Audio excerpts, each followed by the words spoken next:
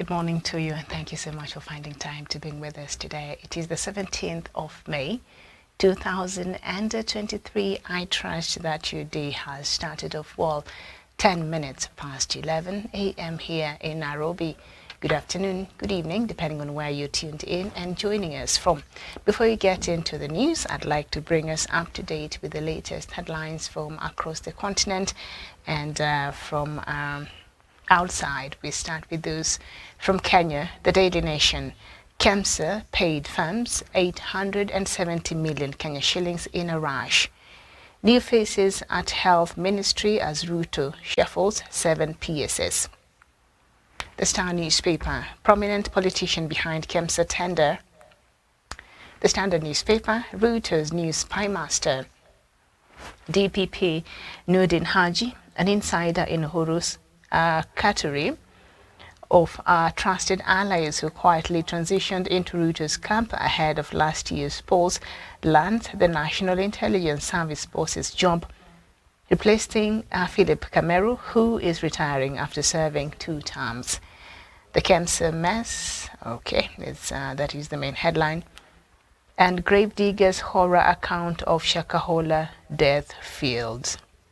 I think those people after that, they might need to get some therapy. I can only imagine how horrifying and how traumatic that is for them. The Business Daily. Banks in poor financial health rise to 13 in a year. Both public and private sector players have joined the fray towards e-transport through various initiatives, and civil servants get 17.7 billion Kenya shillings pay increase in new budget. Safaricom buys M-Pesa cash from Vodafone, and equity profit up 6.6% in its first quarter. The People Daily. 17 billion Kenya shillings promise for civil servants. Pay pledge in budget. Treasury has asked members of parliament to approve extra money to pay higher salaries for public sector workers. If approved, the money will be given to SRC, which will then spend it on collective bargaining agreements. Okay. How Education Ministry plans to spend its 135 billion Kenya shillings. All right. And then Taifa Leo. Handisheki na Ruto sahau. That is what Raila there said. I will not even get into the rest of the headlines there. So now let's move on to, let's go to Egypt. The Daily News. Egypt's Investment Council announces new economic incentives, administrative reforms, and Shukri heads to Jeddah for preparatory meetings of Arab League Summit. Libyan Parliament suspends Prime Minister Bashaga, orders urgent investigation. I do have a detailed news item on that. And social protection programs are priority in national dialogue. That is what we have on the front page of the Daily News from Egypt. And The Nation from Nigeria. What Tinubu should do on security by IG, DSS and NSA. And why Hilda Bachi is yet to get World Guinness Record certification. She's a chef who decided to get a world record on cooking. I think she cooked for like 100 hours, and I saw President Buhari was so excited, and he did congratulate this chef. So congratulations to her. I mean, 100 hours just cooking and not sleeping. I don't know. I cannot do that. Daily Trust. This is from Nigeria as well. Real reasons Tinubu met with Kwankwaso, ex-Emir Sanusi in Paris. Okay. So offers NNPP leader ministerial positions, urges consultations. As former Kano governor oversees with ex-CBN governor, Northwest deserves Senate presidency. Okay. And The Citizen from Tanzania. Traders split over career core, strike ahead of crisis talks, with Prime Minister Kassim Majaliwa expected to meet with leaders of traders operating in Kariakoo today. Claims of selfish interest emerged yesterday. Anyway, if they continue wrangling like this, President Suluhu is very good at firing and rehiring minds that are aligned to her agenda. So if they keep, arguing in this regard, I think we had this story again yesterday from the same paper. So anyway, the task ahead of new DA RC. Okay. Government details plans for BRT networks in more cities. That should be interesting. Newspapers in Education initiative activated in Dar and Kikwete. It pained me when member joined opposition. All right. The Daily Monitor. Juniors launch pay war on supervisors. This is from Uganda.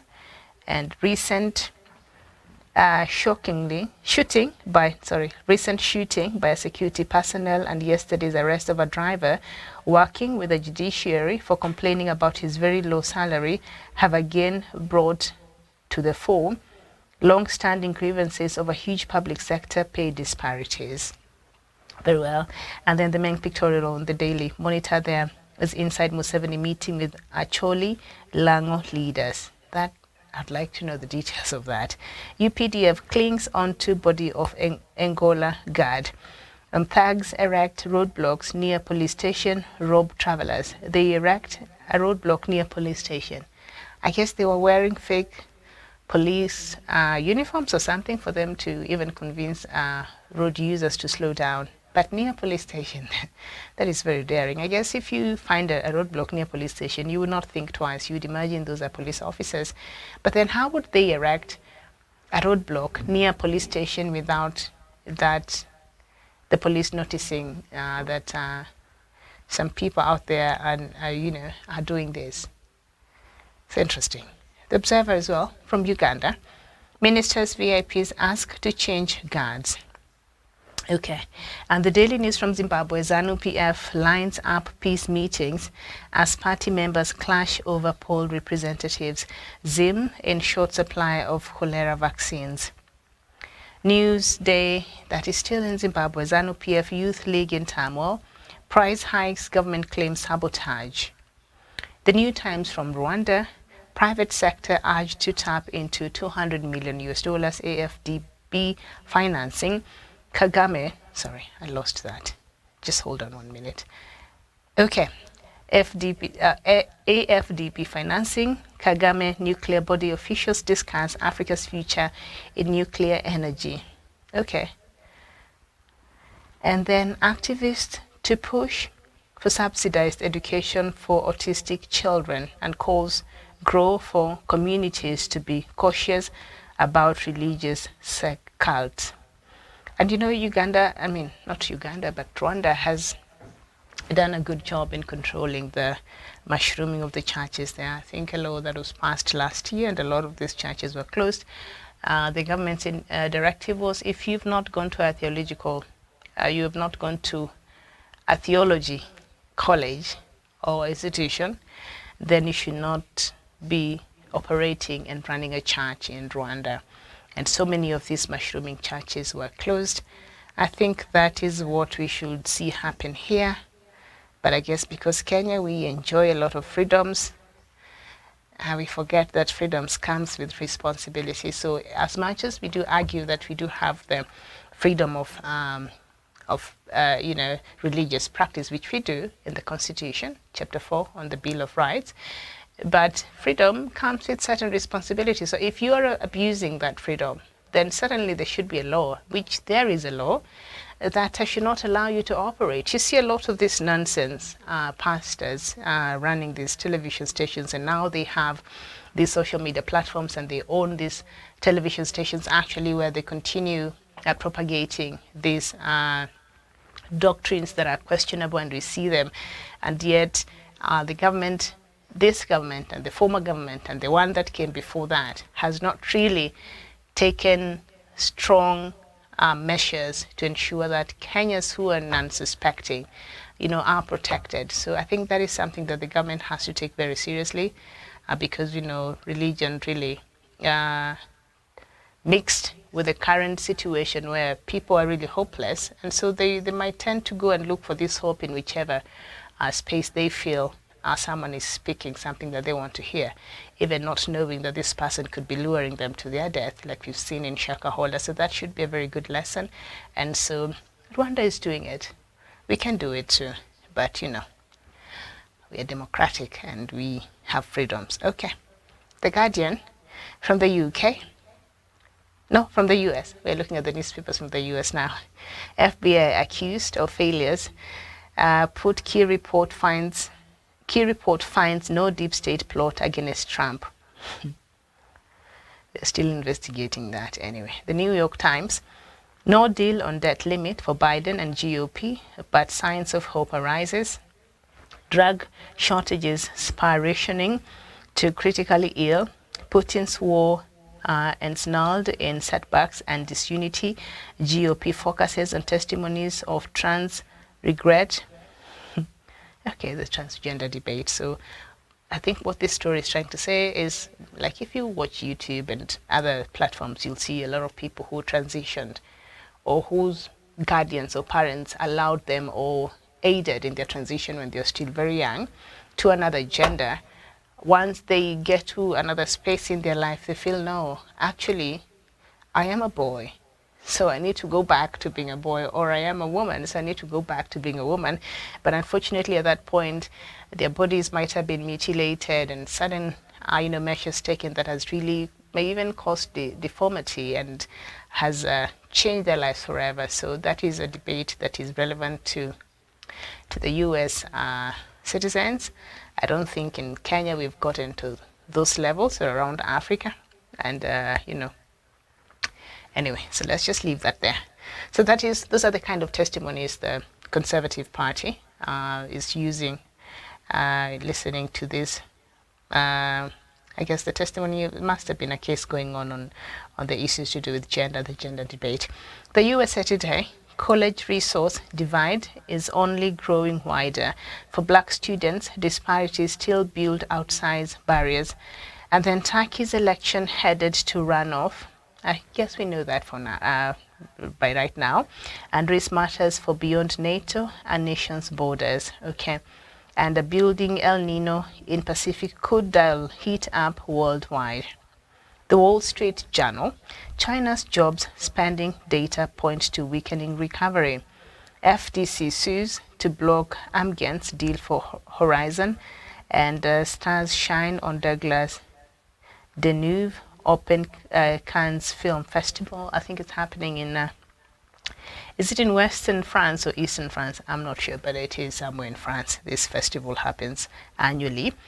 A trend of employees returning to offices is stalled. So apparently that COVID introduced this working from home phenomenon, and so nobody wants to return to the office. I think it depends on what kind of a job that you're doing, because there are others that actually require physical presence, like for instance what I'm doing here. Okay.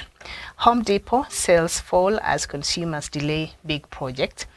And then we move on to the Washington Post. Eyes on the poor. Cameras, facial recognition, watch over public housing. Okay, I guess that's a good thing. Years of lost black life exact high toll. CEO warns Congress of potential AI harm. And in Florida clash, eager proves a formidable foe. Signs of deal on debt ceiling. Okay, the New York Post, work job. It's only on a U.S. newspaper. How Hillary, the FBI, and the press plotted to destroy Trump. Conspiracy to commit political murder. Really? But some of the papers up there have said, something different. It's quite something, isn't it? Okay. Well, you know who owns the New York Times now, so. All right, so let's head over to the United Kingdom. A Daily Express. Prime Minister, you must let us deport illegal migrants. Okay. That is what the Prime Minister, Rishi, is saying. The Guardian. Alam as ministers target housing standards to cut asylum hotels bill. And then KVIV's new defences repel heavy assault. Tiredness, the barrier to healthy UK lifestyle. Scottish Daily Mail. Could the 3G shutdown leave you in a mobile phone blackout? Have they completely lost their marbles? Who are these? SNP minister admits delayed ferry isn't value for money and it will be cheaper to buy a new one, but then vows to keep on pouring money into doomed project. Okay. The News, bird flu spreads to humans in the UK. Okay, so we need a travel advisory from our governments, perhaps not to be traveling, because if this was a headline here, any place in Africa, then okay, you know what already would have happened. So the Times, Stammer, I'll allow more homes on green belt, and English pupils named the best readers in the West. Okay, and Sunak faces 3 by-elections over MPs ennobled by Johnson. The Daily Telegraph, free speech is at risk in Trans's row, Oxford Dons tell students, eviction rights scraped in blow to landlords. At the Daily Mail, one for Zeta's family photo album, and then working from home fuels UK's sick note crisis. So I guess workers are just now colluding with their doctors to get a sick note, not to go to work. Okay, because they're so used to working from home, so they don't want to change that. That is interesting. So how long will you be getting these sick notes? Or, I mean, how long are these sick notes supposed to extend to allow you enough time to just not go to work? This is ridiculous, but I guess, okay. All right, so let's move on into the detailed news bulletin. And we start from Sudan. And the Sudanese Doctors Union has said that the civilian death toll from the ongoing fighting between the army and the paramilitary rapid support forces has risen to 822, with 3,215 others wounded. Confrontations that broke out on the 15th of April have worsened despite truce talks in the Saudi port city of Jeddah and the signing of a declaration of principles on the 11th of May to protect civilians and facilitate humanitarian aid, according to the doctors. The other cities where civilians died in the clashes include the capital Khartoum and the adjoining cities of Bahri and Omdurman, as well as El Obeid, also known as Al Obeid, the capital of North Kordofan state. The conflict now is in its second month, has also displaced nearly 1 million people from their homes, and that is according to the United Nations. And in Nigeria, police in the country say gunmen have attacked a U.S. convoy, killing 4 people, including 2 personnel from the U.S. consulate and 2 police officers. 3 others were kidnapped before the vehicle was set on fire. The attack took place in the southeastern Anambra state. A rescue and a recovery operation is underway.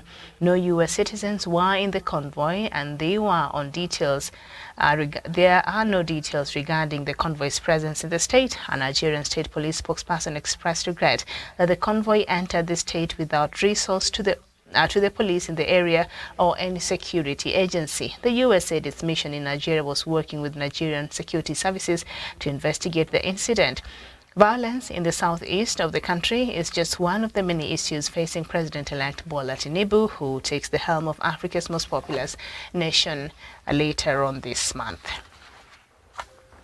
And in Burundi, it's Burundi. It is Burundi, okay? The ex-policeman Spiros Richard Hagabimana is seeking to become Greece's first black member of parliament in a country where migrants rarely hold public offices. He is contesting in the southeastern Piraeus 2 electoral district under the conservative New Democracy Party in the 21st May election. The 54-year-old told Reuters news agency how, as a police officer, he was jailed in Burundi in 2015 for refusing to open fire on anti-government protesters. He was later released from jail with the help of Greek authorities and returned to Athens in 2016. Mr. Hagabimana first arrived in Greece in 1991 on a scholarship to study at the Naval Academy. He graduated in 1996 but was forced to seek asylum in Greece as Burundi was then embroiled in a military coup, Reuters reported. He received Greek citizenship in 2005. And in the same year, he returned to Burundi for peacekeeping efforts with the United Nations. He says the color of his skin should not be the focus in the upcoming elections. And I guess we wish him all the best there. And in Mali, Prime Minister Changuel Maiga has rejected a United Nations report that accused the army and foreign forces of killing at least 500 civilians in the central village of Moura in March last year.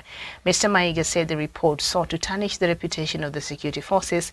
State-owned television ORTM reported on Monday. He said that no one would make Malians doubt their army and its rising strength in recent months. Mali has now ordered an espionage probe of the United Nations, whom it accused of being manipulated by the French junta.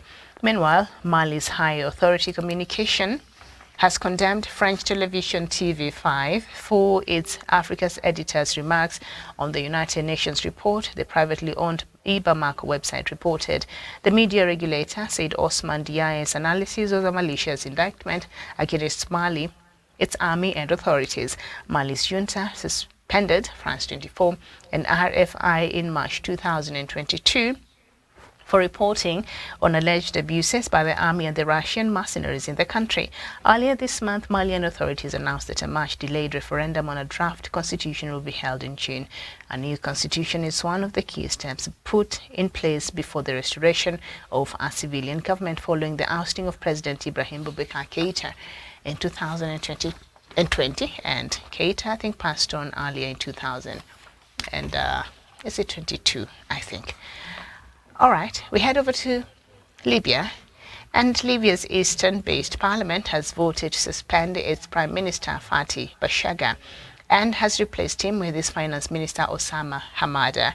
Mr. Bashagha took the post last year but has been unable to supplant the rival interim Prime Minister of the UN-recognized government, Abdul Hamid al-Deiba, based in the capital Tripoli. The Eastern Parliament said Mr. Deiba's mandate expired in December 2021 after national elections were postponed.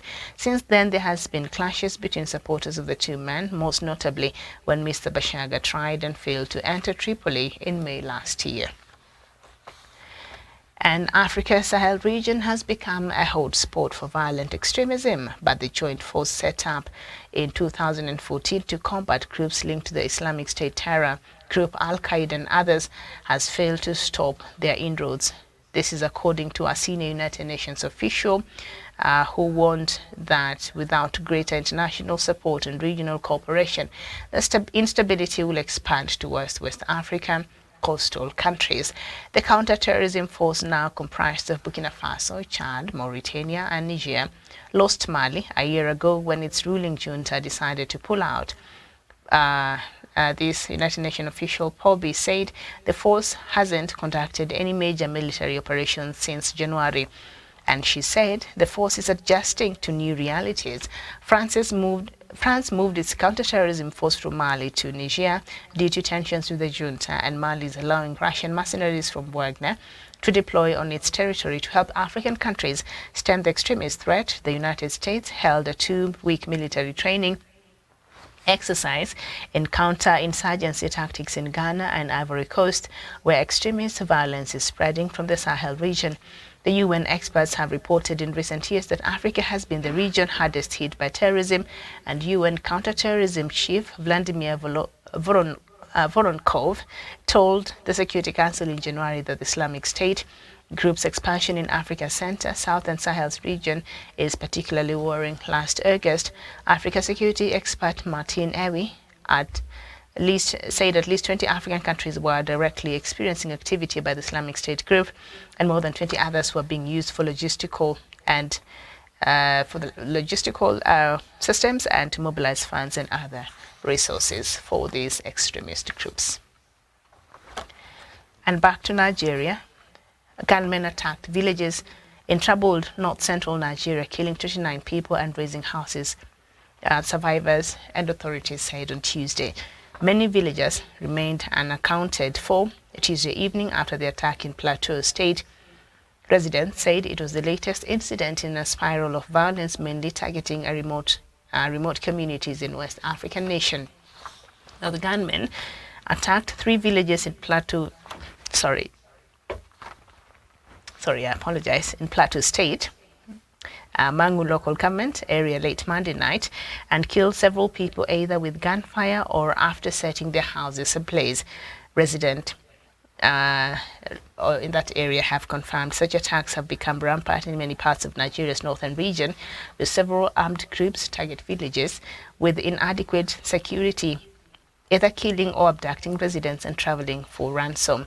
Arrests are rare in such attacks, for which no group typically takes responsibility. However, authorities have in the past identified many of the attackers as a former pastoralist who took up arms after decades of conflict with farmers after limited access to land and water. And in South Africa, President Cyril Ramaphosa says a delegation of African leaders will soon travel to Russia and Ukraine to present a peace plan. President Cyril Ramaphosa's announcement of the planned trip came Tuesday during a media briefing with visiting Singaporean Prime Minister Lee Hsien Loong. He said a group of African heads of state want to put forward a peace initiative that could contribute to a solution to the Russian-Ukraine conflict. Ramaphosa said he spoke to President Putin and Zelensky, who agreed they would be willing to receive a mission of the African heads of state in both capitals, Moscow and Kyiv. In addition, South Africa, Zambia, Senegal, Congo-Brazzaville, Uganda and Egypt are all part of the initiative. The talks have been facilitated by the Brazzaville Foundation, a London-based non-profit organization that focuses on conflict resolution. Ramaphosa said preparations for the meetings to take place as soon as possible have already begun. Both the Secretary General of the United Nations and African Union have been briefed of this plan. And I guess this will be some good news for Kenya, as the head of their former colony, that is the newly crowned King Charles III of the United Kingdom, will be visiting Kenya later this year as part of the Crown's effort to strengthen ties with Commonwealth nations around the world. This will be King Charles's fifth visit to Kenya and his first official trip to the country since his coronation at Westminster Abbey in London 2 weeks ago. Kenya even sent its soldiers to the UK to take part in a joint parade ahead of the coronation. According to several British media reports, the monarch will tour the country before heading to France, a trip that was due to take place in March but was cancelled due to security concerns. This particular trip to Kenya will evoke memories of the king's mother, the late Queen Elizabeth, who became queen at the age of 25 after her father, King George VI, died in February 1952. She had traveled to Kenya with her late husband, Prince Philip, to begin a world tour on behalf of King George, only to receive the sad news on February the 6th, 1952, while staying at the Treetops Hotel in Aberdare National Park. And in South Sudan, the country is urging its nationals in Uganda to come home and invest, citing the return of peace in the country torn apart by civil war. The South Sudanese ambassador to Uganda, Chuaj Deng, said the agriculture and industrialization sectors are ripe for investments. He also urged citizens of neighboring countries to invest in South Sudan, while acknowledging the presence of some small armed groups causing economic sabotage by ambushing traders and robbing them of their merchandise. According to Mr. Deng, 67% of South Sudan is arable land and only 4% is under cultivation. He added that agriculture, agro-industrialization, electricity generation, petroleum, and mining are sectors with opportunities for other East African countries to exploit to release stability in the region.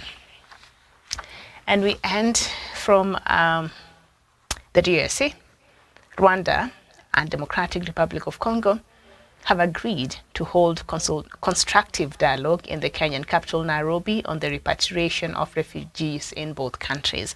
The agreement was reached on Monday in Geneva, Switzerland, between Kinshasa and Kigali under the auspices of the United Nations High Commissioner for Refugees.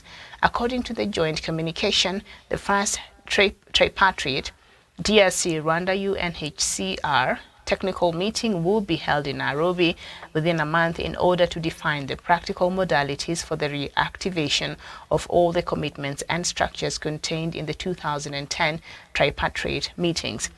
Christophe Lutundula, Congolese Deputy Prime Minister in charge of Foreign Affairs, Kaisire Marie Solange, Rwandan Minister of Emergency Management and Filippo Grandi, the United Nations High Commissioner for Refugees, signed the statement in 2010 pact. The parties agreed to the voluntary repatriation of Congolese refugees living in Rwanda and Rwandan refugees living in the DRC. In the recent past, relations between the two neighbors have soared, with each accusing the other of alleged territorial violations and espionage.